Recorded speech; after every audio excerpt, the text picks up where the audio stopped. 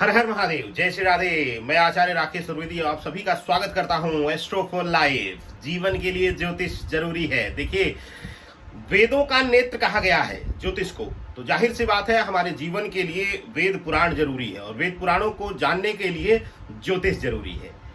तो ज्योतिष का उपयोग ना सिर्फ भविष्यवाणियों के लिए, ना फिर जीवन के अतीत को जानने के लिए या फिर भविष्य को जानने के लिए, बल्कि हमारे धर्म को जानने के लिए भी एक मात्र जरिया है। आइए आज शुरू करते हैं गोचर विशेष। 13 नवंबर को वक्री मंगल वक्री अवस्था में ही वृषभ राशि में गोचर कर जाएंगे और इसी तरीके से यहीं पर विराजमान रहेंगे 9 वर्ष में 13 जनवरी 2023 तक। यह एक लंबा अंतराल है। मंगल का गोचर क्यों विशेष है, क्यों इसके बारे में मैं चर्चा कर रहा हूं, क्योंकि यह गोचर जो है वह अपनी शत्रुगत राशि में, ब्लड का कारक है, पुरुषार्थ का कारक है मंगल, साथ ही साथ शुक्र भौतिक जीवन संबंधों का कारक है। जब शत्रु राशि में होंगे मंगल, शुक्र की राशि में होंगे, तो उस समय क्या परिवर्तन होगा, क्या असर आएगा। सबसे पहले बात करेंगे मेष राशि की। मेष राशि वालों के लिए क्या है, कैसा है यह गोचर, आइए जानते हैं। पहले जान लेते हैं कि मेष राशि वालों के लिए गोचर यह कहां हो रहा है। मेष राशि से यह द्वितीय भाव यानी कि वृषभ राशि में यह गोचर हो रहा है। द्वितीय भाव को कुटुंब भाव भी कहा जाता है, धन भाव भी लिया जाता है, गणना किया जाता है। दूसरे भाव में गोचर होने की वजह से अगर देखते हैं ग्रहीय स्थिति, तो राहु जो है वह मंगल के अपने ही घर में यानी कि मेष में बैठा हुआ है और शुक्र के घर में मंगल वक्री अवस्था में आ जाने से बहुत सी चीजें इनके जीवन में बदल जाएंगी। सबसे पहले बात करते हैं इनके पर्सनल लाइफ, संबंधों के भाव में। संबंधों के भाव में यह गोचर इनके जीवन में नकारात्मकता भर देगा, क्रोध बढ़ेगा, छोटी छोटी बातों से आपको अपने पार्टनर पर क्रोध आएगा, उसके विचारों से असहमति जाहिर करेंगे आप। इसके साथ ही आपका क्रोध इस स्तर पर बढ़ जाएगा कि वह आपके लिए, आपके संबंध के लिए, आपके रिश्तों के लिए विनाशकारी साबित हो जाए। अगर आप नए संबंध में हैं, प्रेम संबंध में हैं, तो छोटी छोटी नोकझोंक बढ़ती हुई विकराल रूप ले सकती है। पति पत्नी के रिश्तों में संभल कर रहना है, कोई गलती नहीं करना है, अपने आक्रामकता को, अपने क्रोध को थोड़ा सा संयमित करने का प्रयास करना है। बात अब व्यापार और नौकरी पेशा लोगों के लिए। नौकरी पेशा लोगों के लिए, जो लोग प्राइवेट नौकरी में हैं, गवर्नमेंट नौकरी में हैं, उनके लिए थोड़ा सा यह तनाव लेकर आ रहा है। राहु स्वयं की राशि में बैठा, उनकी ही राशि में बैठा हुआ है, मंगल की राशि में। और सबसे बड़ी चीज कि भौतिक जीवन के सुख सुविधाओं के कारक शुक्रदेव के घर में मंगल का गोचर हो रहा है। यह 13 नवंबर से 13 जनवरी तक का, अन्य चैनलों पर हमने एक लंबा पीरियड बताया है जब से वो मिथुन में गोचर हो, लेकिन यह गोचर विशेष रूप से 13 नवंबर से 13 जनवरी तक का है। आपके लिए सबसे पहले नौकरी पेशा लोगों के लिए वाणी में तीक्ष्णता लाएंगे, किसी का आप गलत बर्दाश्त नहीं करेंगे, डिप्लोमेट्स नहीं बन पाएंगे आप, यानी कि आप कुछ भी, किसी भी परिस्थिति में गलत सुनकर भी मुस्कुराने की आदत आपके अंदर नहीं आएगी।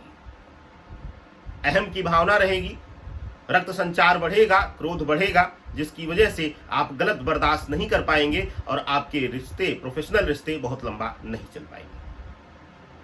व्यापार में लाभ की स्थिति लाएंगे व्यापारियों के लिए, विशेष करके जो लोग किसी मध्यस्थता में यानी कि पार्टनरशिप में व्यापार नहीं कर रहे। अगर पार्टनरशिप में व्यापार है तो पार्टनरशिप टूट सकती है, तनाव मिल सकता है, उलझन बढ़ सकती है। अगर इस बीच कोई व्यापार इत्यादि आप करने जा रहे हैं तो आपके लिए अच्छा होगा कि आप पार्टनरशिप में ना करिए, यह आपके लिए सर्वथा उचित रहेगा। अगर आप गवर्नमेंट नौकरी में हैं तो आपका उच्चस्थ अधिकारी या कोई आपका सहयोगी आपके लिए नकारात्मक भाव लेकर आ जाएगा, आपसे ईर्ष्यालु भाव से आपके आसपास रहेगा और वह आपके लिए गड्ढा खोदने का काम करेगा। अब बात करते हैं कानूनी पक्ष पे। कानूनी पक्ष पे यह जो लंबा अंतराल है 13 नवंबर से लेकर के 13 जनवरी 2023 तक का जो समय है, यह कुछ विषयों में शुभकारी है। अगर पहले से कोई कोर्ट कचहरी का केस इत्यादि चल रहा है तो आपको वहां पर लाभ मिलता हुआ दिखाई दे रहा है।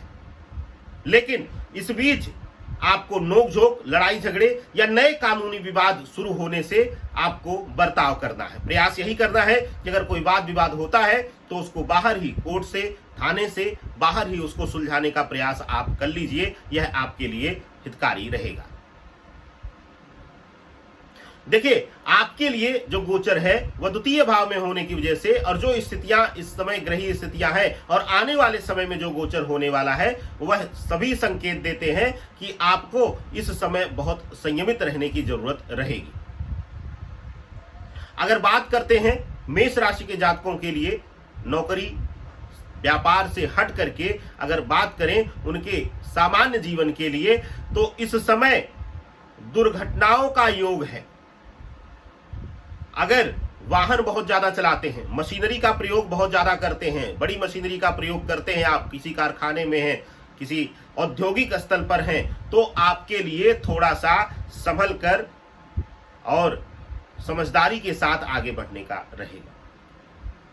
नशे का सेवन इत्यादि बंद कर दें।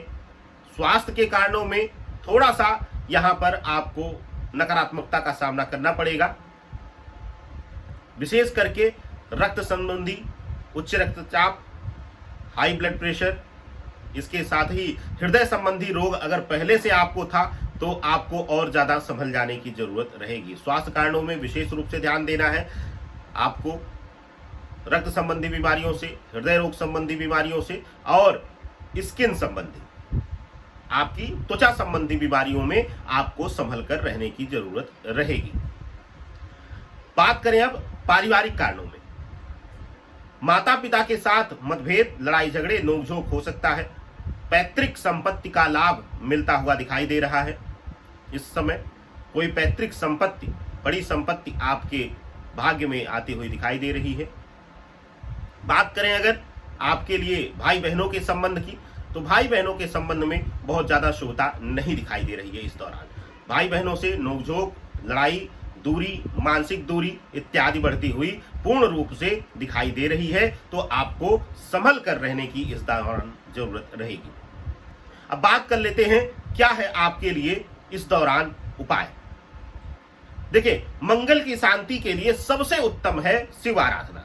क्या करना है आपको? दो चीजें कर सकते हैं आप। अगर आपके पास उपलब्ध हो तो लाल चंदन जल में या गंगा जल में डालकर मिला करके आप भगवान भोलेनाथ का शिवलिंग पर अभिषेक करिए। और कैसे अभिषेक करना है? या तो आप ओम नमः शिवाय के सामान्य जो सबसे उनका सूक्ष्म मंत्र है, सरल मंत्र है मानव जीवन के लिए, उसका प्रयोग कर लें, और नहीं तो आप उनके दिव्य मंत्र का प्रयोग करें। ओम हम जोम सह, इस मंत्र का प्रयोग करके आप उनका अभिषेक करिए। लगातार अभिषेक करिएगा। रोज ना हो सके तो सोमवार और शनिवार के दिवस जरूर करिएगा। इस दौरान आपका दिन, आपका यह समय मंगल गोचर का मंगलमय हो। इसी मनोकामना के साथ मैं आचार्य राकेश चतुर्वेदी आप सभी से आज्ञा लेता हूं, और फिर मुलाकात होगी। देखिए ना भूलिएगा, वृष राशि से लेकर के मीन राशि तक का भी मंगल गोचर का सफर कैसा रहेगा, आपकी राशि का हाल जरूर देखिए एस्ट्रो4 लाइव पे। जय श्री राधे, हर हर महादेव।